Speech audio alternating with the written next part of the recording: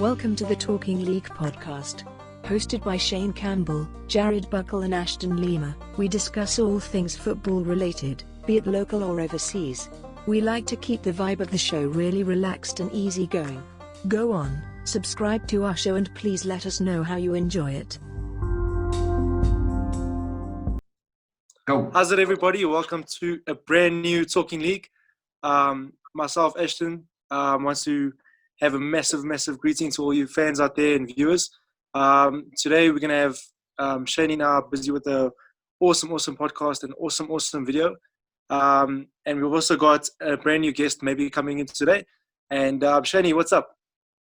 Hey, how's it, Ashley? How you doing? Thanks for covering there for me. You keeping well? I'm good, and you, Shane? Oh, fresh, man, fresh. Did you just see that breaking news about Jordan Sancho? Yes, I saw that he's not going to be able to go to maybe Man United for the next season. Yeah, do you think it's true, or do you think that possibly the president of Dortmund is just maybe trying to call their bluff on it? I think maybe it's a bluff, but I could see him stay at Dortmund for another season. I think Dortmund is going to make a few new signings, which will maybe make him stress about his position. Because, Dortmund is a top-class team. And Sancho is right now the best wingers for his age in the world right now. But what I'm thinking is Man United is going to need a new player. The problem is if Sancho forced for another season to either wait or maybe replace him an alternative. So I could see maybe Sancho staying at Dortmund. But, Man United can always set a new offer and maybe create the transfer a bit quicker. Yeah, it's very possible. And I mean, a lot of these clubs do that. As soon as, maybe, and this is just what I'm thinking, maybe United have stalled a bit on the transfer talks, and Dortmund are trying to scare them into signing him now. So possibly that could be something that's happening, because I know that has happened in the past. Often players as well, when they're looking for new contracts, they get their agents to start spreading fake rumors, transfer rumors, to scare the club into giving them better contracts. So I know that is a tactic they use. Whether it's a good tactic or not, exactly. I don't think so. I think the agents are absolutely reckless. I think they look after only one thing, and that's the money, not the player. But at the end of the day, it's also a business, and we need to understand as fans that while it's still our passion in our sport, it is a business for those clubs as well as the agents. 100%. 100%. And sticking on transfer news, I saw Helberg to Spurs. He's basically done. He had his medical done today, so he should be announced in the next couple of days. Definitely a Mourinho type of player. So I'm really excited as a Spurs fan to see him in a team. I'm not being disrespectful to Southampton, but probably a better team with better players around him to see how he would do. What do you think about it? I think it's a very, very good signing. I think, you obviously need a new midfield to refresh. With Mourinho's tactics, it is his tactics are more defensive as well. I do see him as a bit of a defensive player, but also a player to actually build up and actually get a better play for, obviously, the likes of Harry Kane. Shani, I want to actually ask you,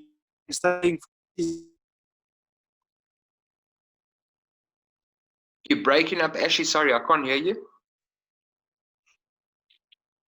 Sorry. I was actually asking you, would you actually see if Harry Kane would actually stay for another season in Tottenham? It's a very good point you make. And a friend of mine by the name of Andre Coetzee, he's from the south, so a good south boy. He plays for Linhill, and he sent me a message on Friday saying to me, how does it feel knowing that Harry Kane's going to be going? And he's a United fan, so he thinks Harry Kane's on his way to United. So I told him he's absolutely nuts. It's not going to happen. What I'm going to do is actually at the end of the show, I'm going to link his voice notes because it gives his thoughts on the whole process of United, what they need next season. So I'm definitely going to link his voice note into the end of the score as well. So, yeah, on that point, Harry Kane, I don't see him leaving next year. If we win a trophy next year, I think we've got him for another 2-3 seasons. However, if we don't win this year, I think we've got problems. So I think at least one more full season with us. Definitely. What is your take on it? I'm just going to step away quickly to go and admit our Yes, guesting chat quickly. If you give me 2 secs. no problem. So Shani, you did ask me about Harry Kane. As I see Harry Kane, he's a very, very good striker. I think he had the same effect on Tottenham as Ronaldo had on Real Madrid. I think a player like Kane wouldn't be able to be replaced that easily. I think obviously he's a figure like Cristiano Ronaldo was to Real Madrid. The way I look at Harry Kane is a person that's very, very deadly, very lethal. And to replace him, I don't think there's top strikers like him in the world right now, especially like with the likes of Immobile shining in Lazio. You look at Robert Lewandowski in Bayern Munich, a lot of top talent strikers and stuff like that. So I couldn't really see Harry Kane leaving at season the next season, and unless there's a very good offer from a top club.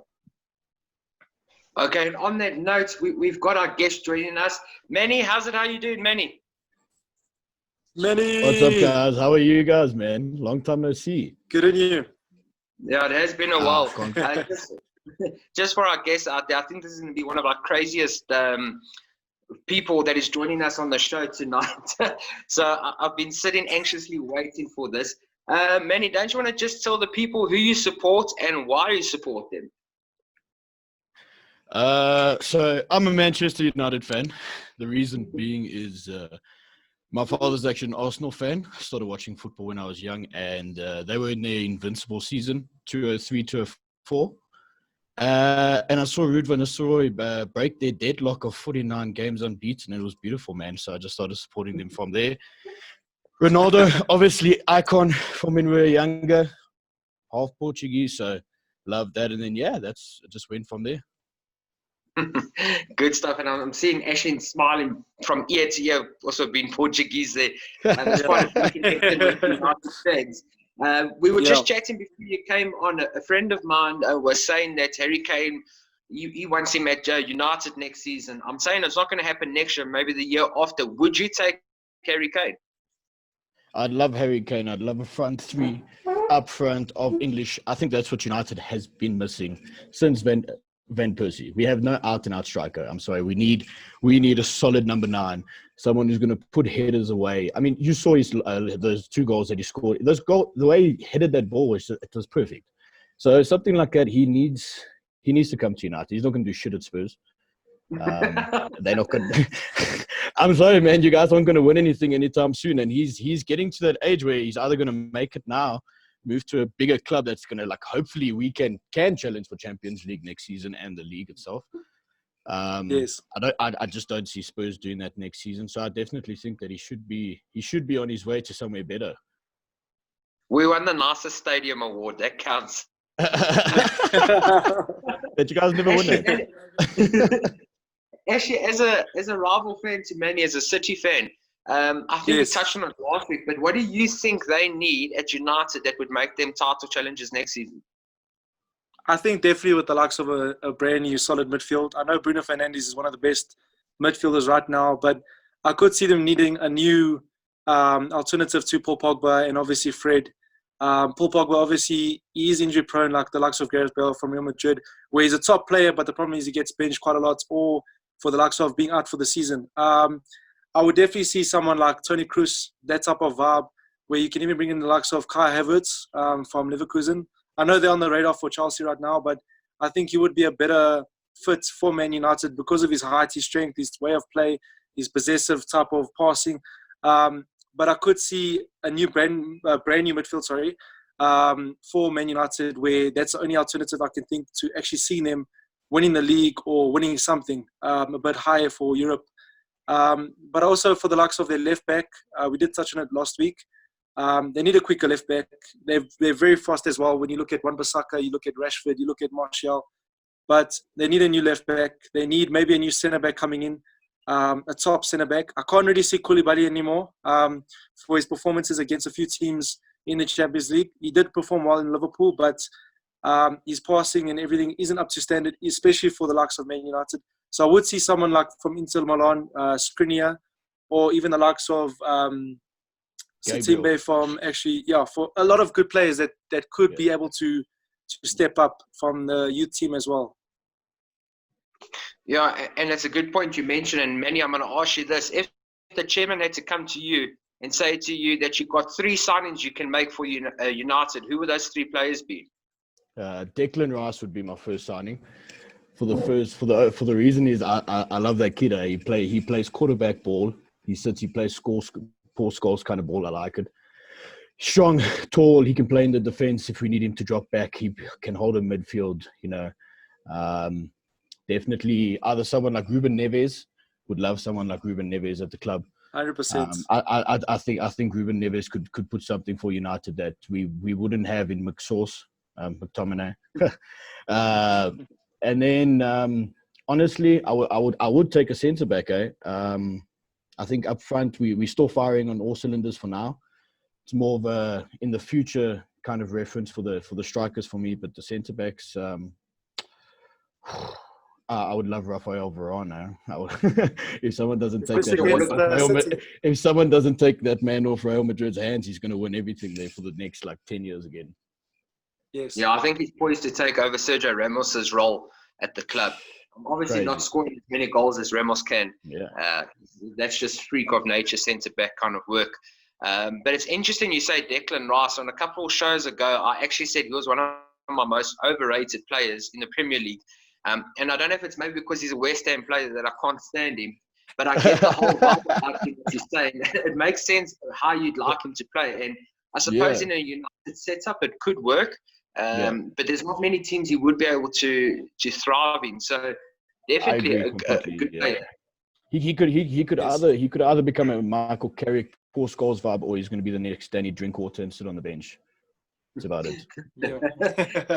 Danny Drinkwater, that's one player we haven't heard of for quite a while now. Is he still at Chelsea? Wow. He's still. He went on loan, I think, or they sold him. I'm not 100% sure, but he's not there anymore. I mean, he did sit plunk for 2 seasons. I'm sure he had enough splinters. Yeah, I think he got hyped up from that Leicester winning season as well. I think that's where the bomb came in. But he had Kante next to him. I think but they took both of them at the same time, man, didn't they? Yeah. They took them. So they took them as a winning combination, and then I think Danny Drinkwater just never took his opportunity to do it right.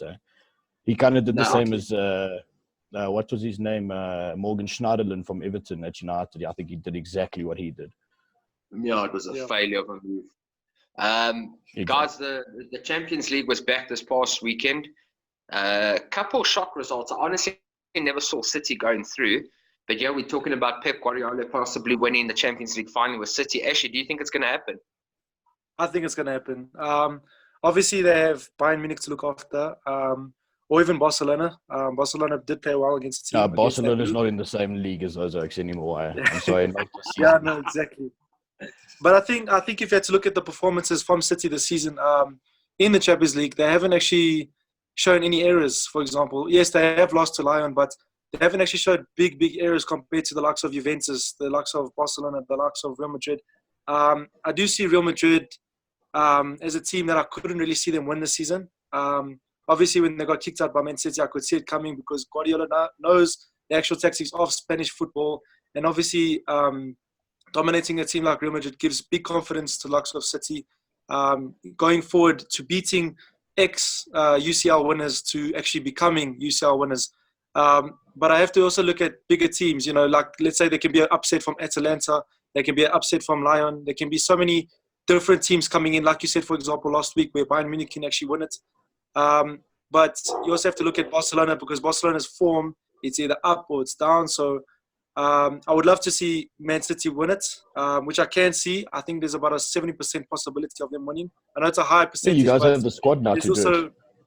Exactly. 100%.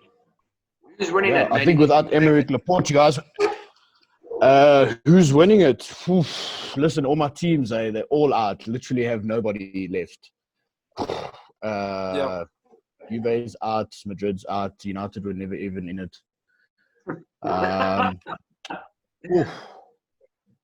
PSG went through, yeah? Didn't they? Yes. They did go through.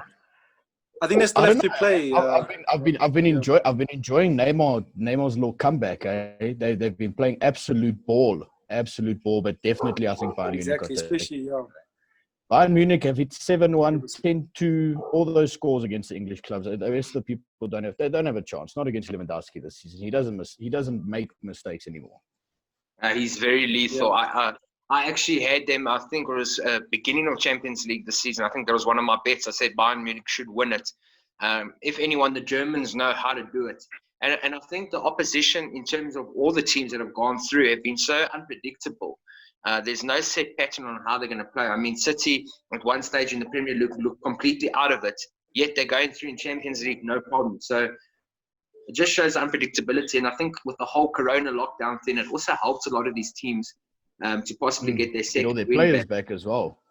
Absolutely. In saying that, because there were so many injuries, man. Yeah, that's it. That's a good point. And you mentioned Bayern Munich getting those sevens against. Well, I mean, they've beaten Spurs, they've beaten Arsenal over 2 legs, they've beaten Chelsea like that.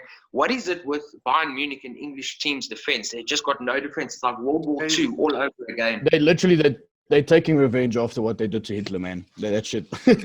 Like, the Germans are tired of the English shit, man. They are tired.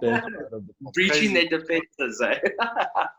Yeah, that's why I'm happy United don't play Bayern Munich ever in the Champions League. And when we do, we win it in 99. So that's fine. Speaking of United, I want to ask you about Slabhead Maguire. Do you think he's as good as a centre back as what people make him out to be? You know what? He's a difficult person to talk about. Like, Harry Maguire. I don't know. He's a caveman. He looks like he's like a Neanderthal on the pitch. He has very. Sometimes he's playing passes at the back like Andre Pirlo, and he's got the composure of like Iniesta or Xavi, I don't know.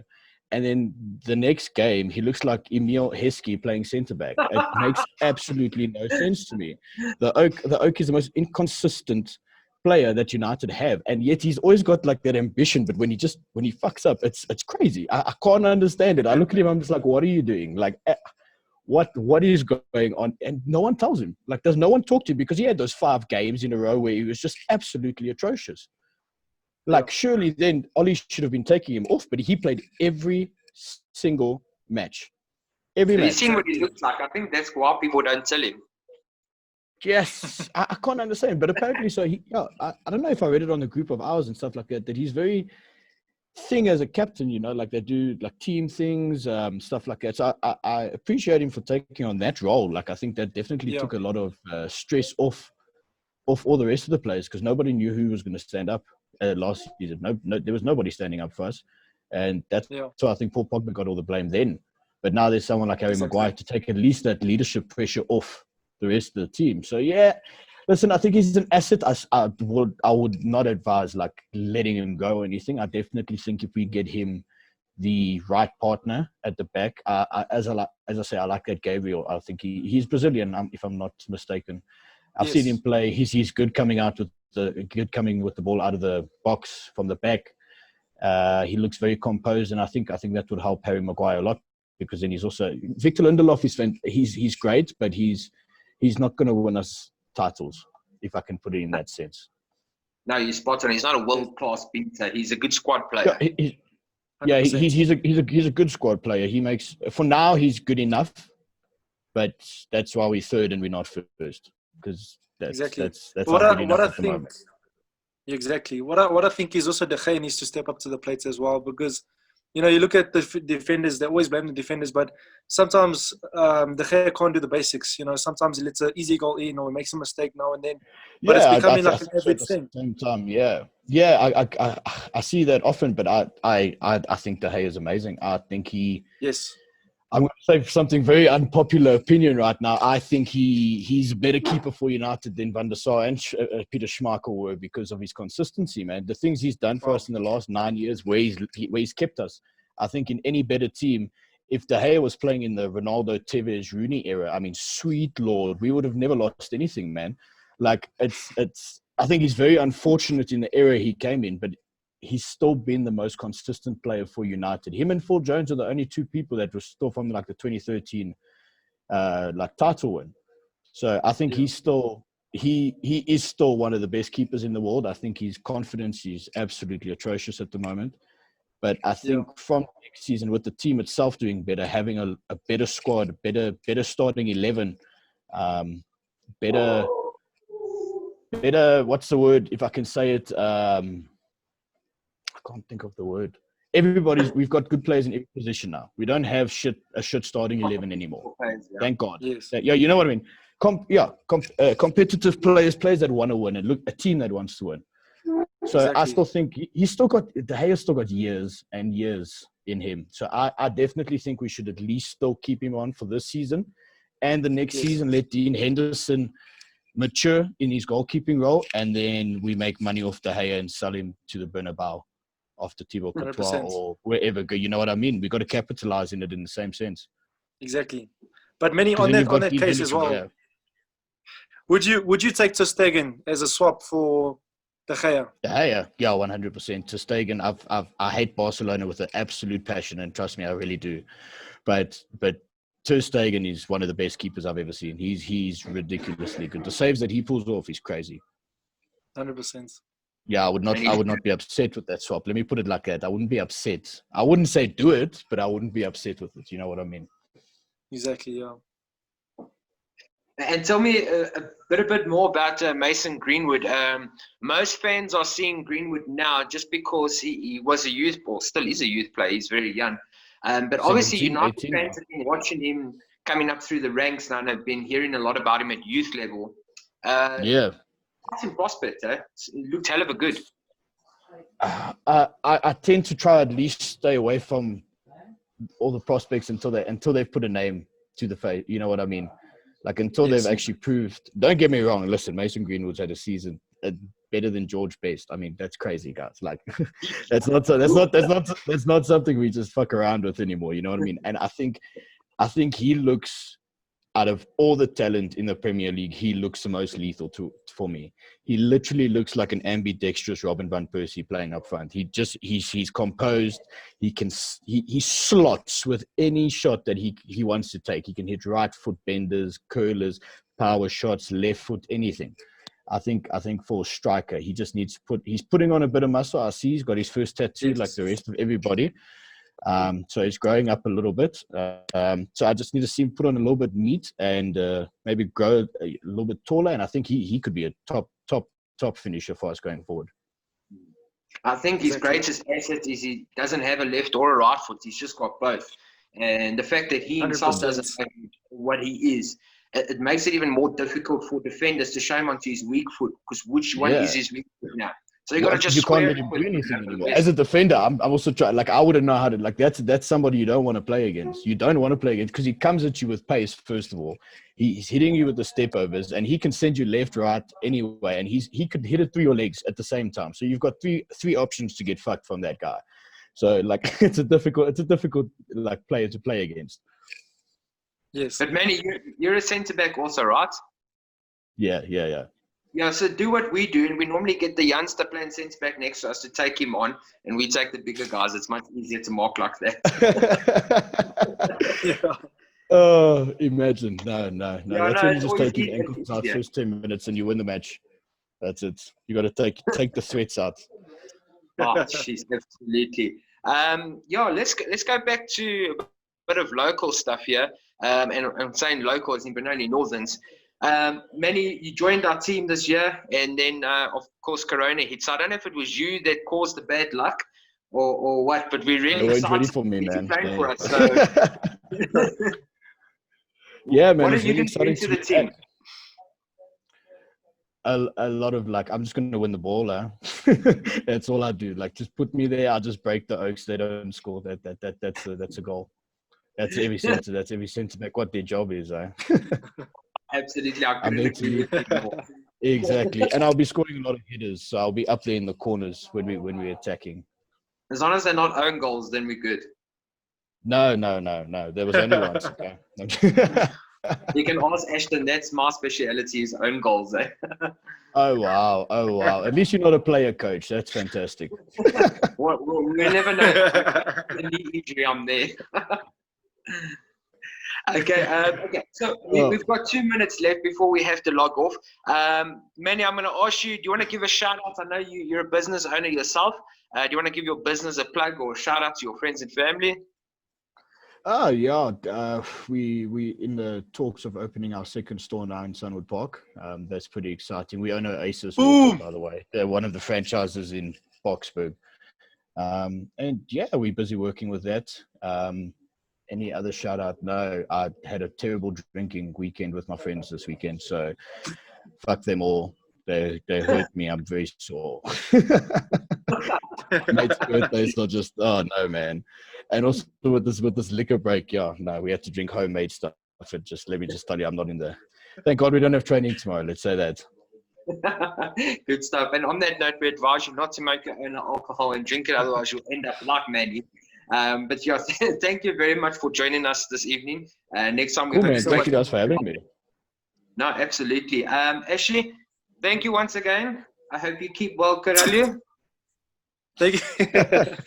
Thank you so much, Shani. Thanks so much, Manny, also for coming on tonight. No problem. And to all our viewers, I also want to say thank you. Thank you for watching. Thank you for subscribing, liking, sharing, doing what you do on a daily basis, and stay safe, stay sanitized. And yeah, I can't wait to be back at Northerns. Awesome. Cheers, boys. Take it easy. Cool, man. Ciao, lads. Morning, my champ. I do agree with you that United have hit the right form, but I don't just agree with another centre back. I think it's time for De Gea to step down. I think Dean Henderson has proven himself more than capable there at Sheffield, considering that he doesn't have the world class that De Gea has got in front of him. I do believe it's time for De Gea to step down and Henderson to come in. We can challenge for the top four with him in there. We don't necessarily have to have the win, but give him that experience. So I think this is the right time to get him in there, get a new centre back, and I do believe that our forward pair as well, they're all youngsters, and I think that his experience is needed, and I believe we rely too much on pace, and that's why I do think someone like Harry Kane would be beneficial for United. That experience, that strength, able to hold a ball, able to have a shot, all of those things, it's experience. And I do believe, again, like I said, we rely too much on pace, and what happens when that momentum fades out? You're going to need experience, you're going to need that different style of football. So I think Harry Kane to United would be a good investment. And I agree with you, 3 seasons ago, Spurs were untouchable, but it was the team just wanting to play for one another. I don't know what's gone wrong there now, because you still have world-class players. Son, Dele Alli, I just think it's just a slump. So it's about it coming back, and I do believe that you could challenge for it. So, yeah, it's interesting. I'm looking forward to it. I can't wait.